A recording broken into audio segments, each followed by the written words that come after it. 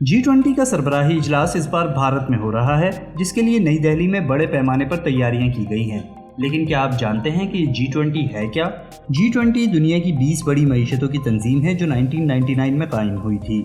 Actually जुलाई 1997 में Thailand में एक इकोनॉमिक क्राइसिस आया, जिसने आहिस्ता आहिस्ता पूरे एशिया को अपनी लपेट में ले लिया था। इस क्राइसिस में बहुत से मुल्कों की करेंसी की वैल्यू तेजी से गिरी और उनका करंट अकाउंट डेफिसिट और बैरूनी कर्जे बढ़ गए। इस सूरत हाल को देखते हुए उस वक्त की बड़ी मईशतों ने सोचा कि मुस्तकबिल में उन्हें ऐसी सूरत हाल दरपेश ना हो, इसलिए इकोनॉमिक कोऑपरेशन के लिए एक फोरम बनाते हैं। तो 1999 में G20 कायम हुई। G20 में बड़ी मईशतों वाले 19 मुल्क और यूरोपीय यूनियन शामिल हैं। G20 की अहमियत का अंदाजा इससे लगाया जा सकता है कि इन मुल्कों की GDP दुनिया की टोटल GDP का 85% बनती है। ग्लोबल ट्रेड में 75% हिस्सा G20 मुल्कों का है और दुनिया की 2/3 पॉपुलेशन तंजीम के रुकन मुल्कों में रहती है।